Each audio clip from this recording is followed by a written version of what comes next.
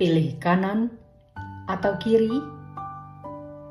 Renungan diinspirasi dari Injil Matius bab 25 ayat 31 sampai dengan 46. Apabila Anak Manusia datang dalam kemuliaannya dan semua malaikat bersama Dia, Ia akan bersemayam di atas tahta kemuliaannya. Semua bangsa akan dikumpulkan di hadapannya, dan Ia akan memisahkan mereka seorang dari yang lain, sama seperti gembala memisahkan domba dari kambing. Ia akan menempatkan domba-domba di sebelah kanannya dan kambing-kambing di sebelah kirinya. Lalu raja itu akan berkata kepada mereka yang di sebelah kanannya, "Mari, hai kamu yang diberkati oleh Bapa-Ku, terimalah kerajaan yang telah disediakan bagimu sejak dunia dijadikan. Sebab ketika aku lapar, kamu memberi aku makan. Ketika aku haus, kamu memberi aku minum.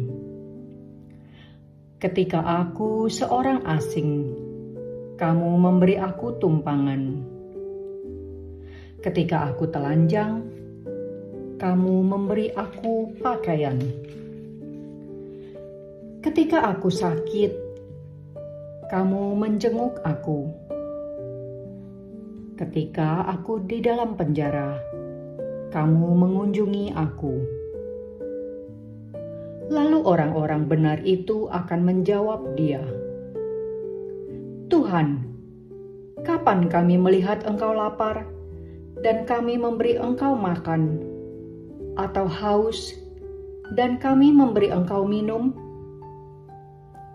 Kapan kami melihat Engkau sebagai orang asing dan kami memberi Engkau tumpangan, atau telanjang dan kami memberi Engkau pakaian?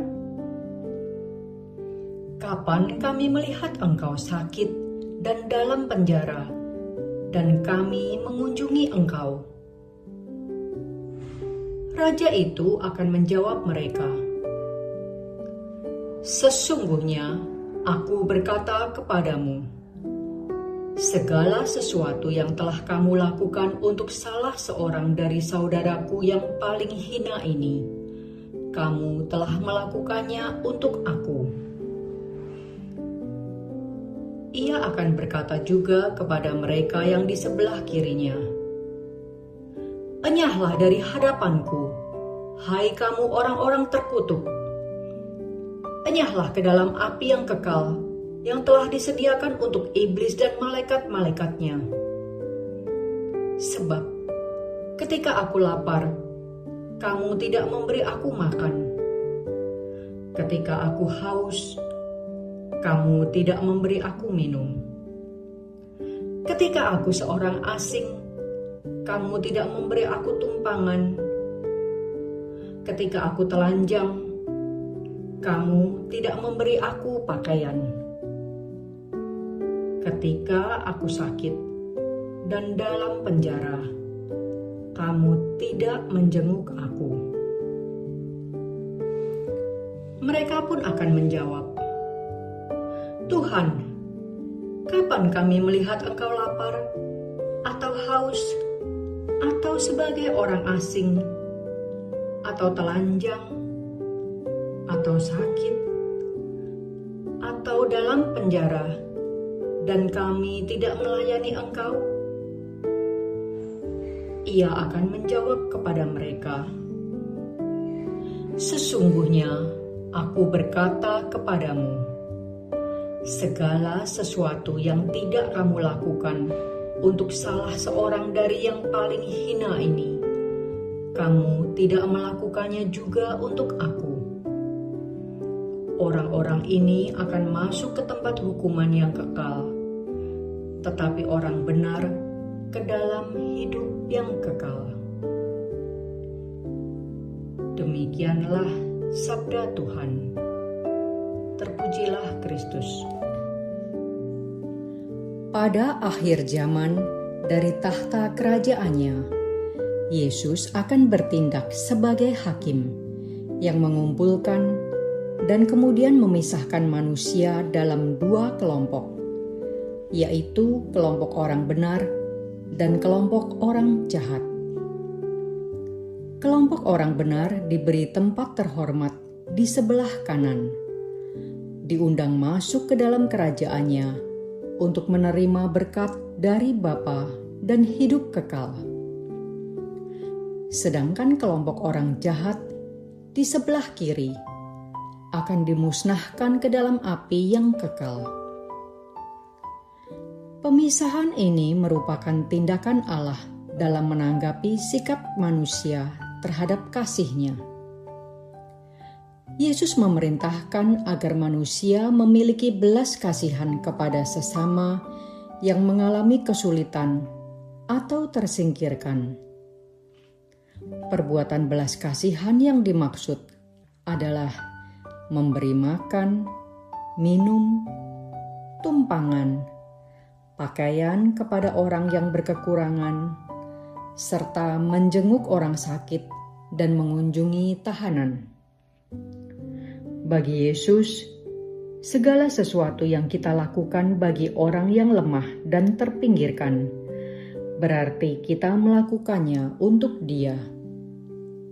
Matius bab 25 ayat 40. Sebaliknya, apabila kita tidak melakukannya, berarti kita sedang melawan Allah.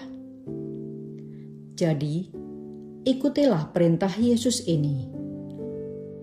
Peduli dan berbagilah kepada sesama yang membutuhkan.